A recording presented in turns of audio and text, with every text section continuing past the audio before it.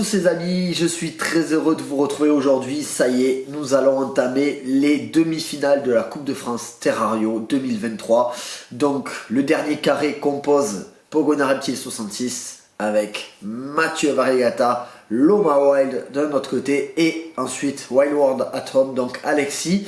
On a là un carré très intéressant, mais aujourd'hui c'est le match numéro 1, donc la première demi-finale que l'on va regarder, donc qui va opposer Pogona Reptile 66 qui fait un très beau parcours contre Mathieu Variegata qui a aussi fait un très beau parcours jusque là. Je vous le rappelle, nous allons avoir vendredi la deuxième demi-finale, donc Loma Wild contre Wild World Atom. Pour voter, c'est très simple, ça se passe dans les commentaires de cette vidéo. Tu me mets le nom de celui que tu veux voir accéder à la grande finale. Donc la finale aura lieu d'ici à peu près, je pense, 15 jours, 20 jours, voilà, par là.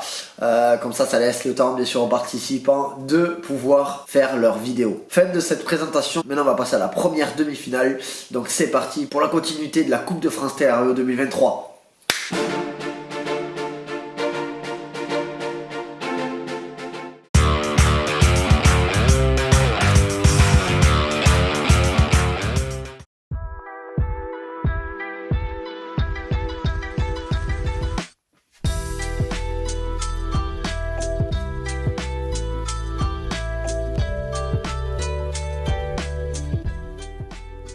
Bonjour à tous et à toutes. On tient une nouvelle fois vraiment à vous remercier d'avoir voté pour nous, on est super contents. Et dans cette vidéo, du coup, vous allez pouvoir découvrir un peu plus notre quotidien ainsi que l'avancement de certains de nos projets. Allume pulvérisation Terra Basilic.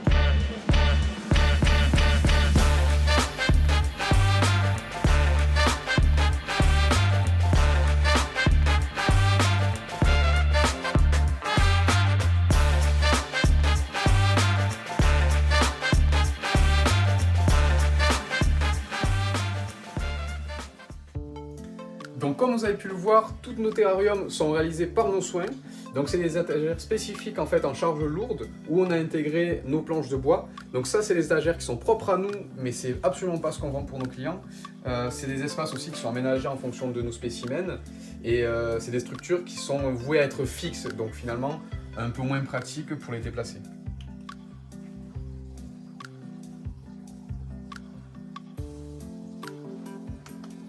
Et pour nos clients et pour une partie de nos structures, on a des terrariums en fait qui sont empilables, donc ça à l'unité. On a 3 gammes différentes, donc ici il y en a 2 qui sont exposées. Dans le terme tout en dessous, qui est une structure en fait renforcée et qui permet d'empiler plusieurs terrariums. On n'a pas calculé le nombre tellement c'est résistant. Au-dessus on retrouve des terrariums basiques et au-dessus en fait c'est des kits, donc aménagés ici pour des geckos léopards. Donc voilà, ça c'est vraiment les terrariums qu'on vend et qui sortent de notre entreprise.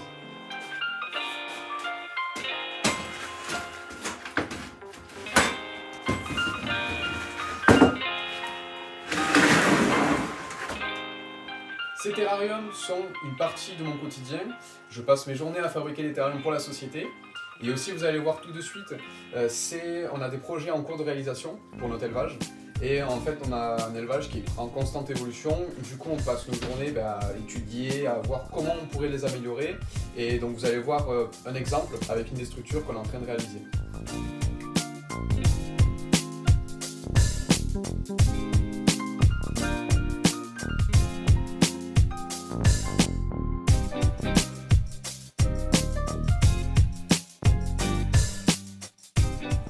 Et donc nous voici maintenant, comme je l'ai dit, devant un de nos projets qui va être un grand terrarium de 1,50 m par 70 de profondeur par 1,80 m de haut, qui va être pour des espèces que vous découvrirez peut-être par la suite.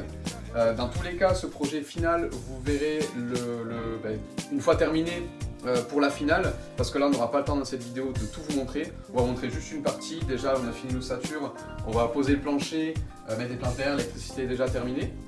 Voilà, donc on se retrouve tout de suite avec Laura qui va m'aider à faire la pose du plancher.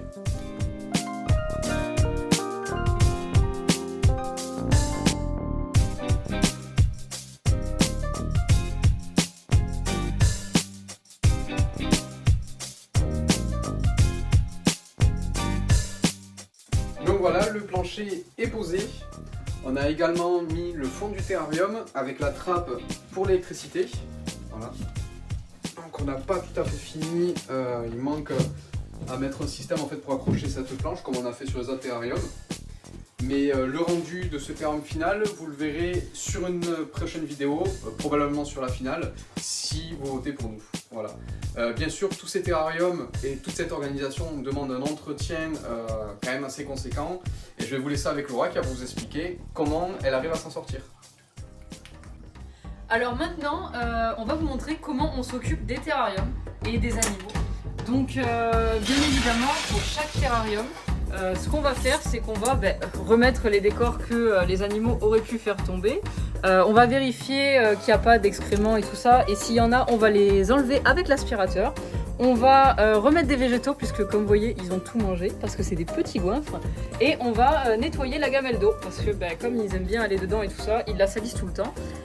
Et voilà, et donc pour leur donner à manger, on a préparé des petites gamelles avec des carottes, des pommes et un mélange de jeunes pousses et aussi du flower food pour Pogona, parce que ça vraiment ils adorent, ils en raffolent, ça sent très bon, ça sent un petit peu comme le thé et en plus c'est très coloré, c'est joli, c'est très bon pour eux.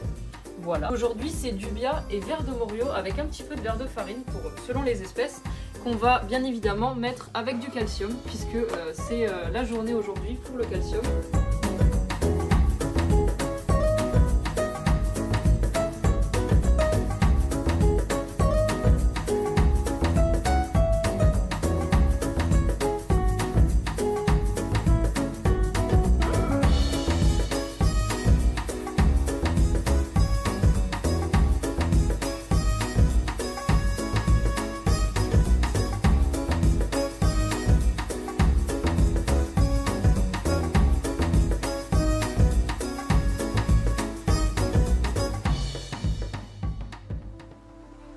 Vous venez donc de voir comment je m'occupe des animaux en accéléré dans la grande globalité, mais bien évidemment je fais pas ça pour tous les terrariums. Par exemple les varans, je vais pas leur mettre de la salade ou les serpents, voilà.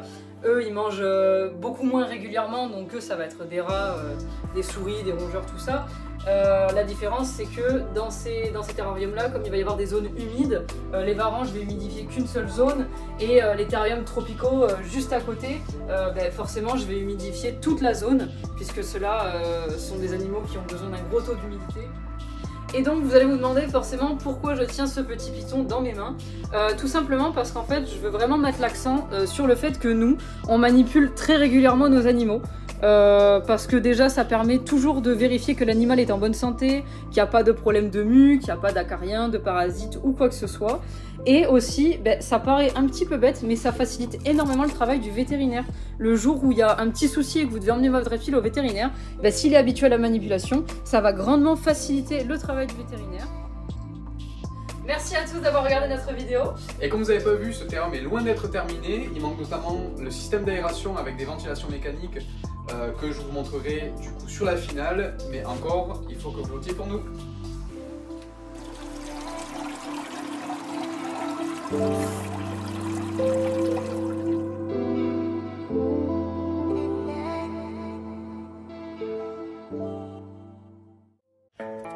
Bonjour à tous, merci à tous ceux qui m'ont amené jusqu'en demi-finale tout d'abord. Et donc pour cette demi-finale, j'ai choisi de vous présenter spécifiquement deux espèces. Donc celle-ci, nous allons commencer tout de suite donc avec le Morelia spilota variegata. Donc une espèce qui me tient beaucoup à cœur car c'est un serpent qui m'a vraiment donné l'envie de reproduire des serpents, de plus approfondir tout ça. Donc c'est un python australien et de Papouasie-Nouvelle-Guinée. On peut en trouver de deux localités différentes. Niveau des mœurs, on est sur du nocturne. Donc c'est un python nocturne. Il chasse et il est actif la nuit. C'est un Morelia qui n'est pas de très grande taille adulte. Là, on a une femelle de 3 ans pour 2,9 kg. Puis c'est déjà une belle femelle, je pense. La localité de cette femelle, c'est Irian Jaya, en Papouasie-Nouvelle-Guinée.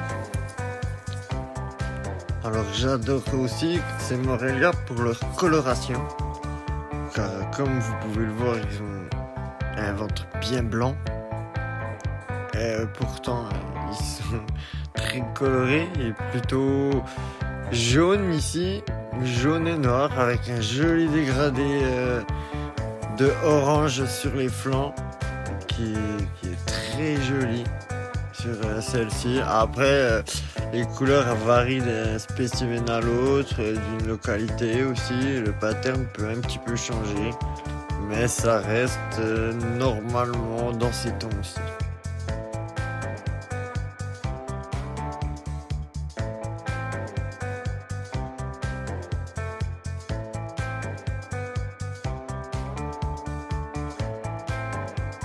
Donc voici quelques dernières images de la femelle qui se balade et nous allons passer à la description de la deuxième espèce.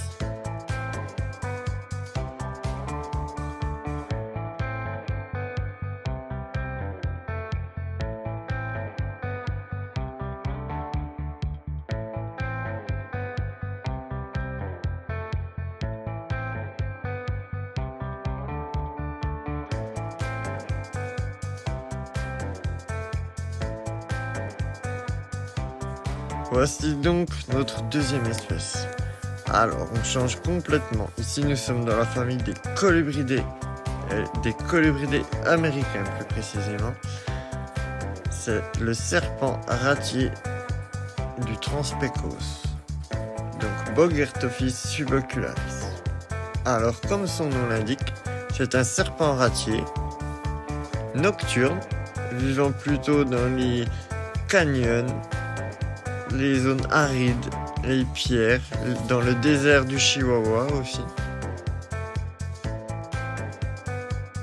Donc Bogertophis subocularis, donc le serpent ratier du Transpecos. Il y a 3 espèces de Bogertophis. Il y a la Bogertophis subocularis, celle-ci, la Bogertophis subocularis amplinotus, le serpent ratier du Durango. Et nous avons la Bogertophis rosalie, le serpent ratier de Basse-Californie. Alors esthétiquement, je vous laisse observer, mais ces petites espèces de logo de Batman là, je trouve ça terrible. Ces petites lignes derrière la tête aussi. Voilà, et ses yeux, ces grands yeux gris-bleu là.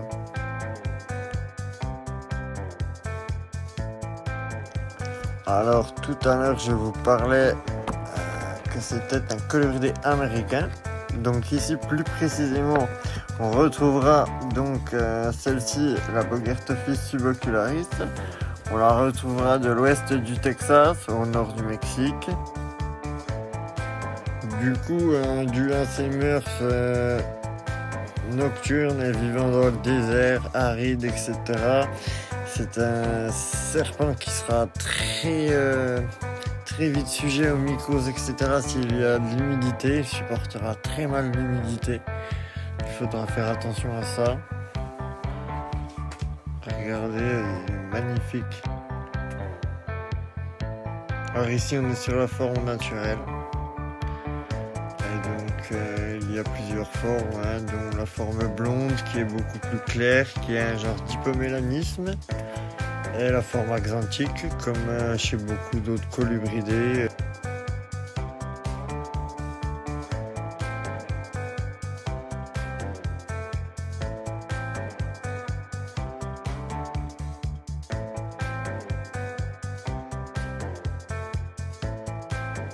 Eh bien, nous arrivons à la fin de la présentation des espèces. Donc, j'ai passé un bon moment dans cette compétition avec vous. N'oubliez pas de voter pour moi pour que l'aventure continue et que je puisse vous présenter d'autres espèces. Alors, nous allons nous quitter sur quelques images du nourrissage de cette petite. Et puis, en espérant à très vite, merci.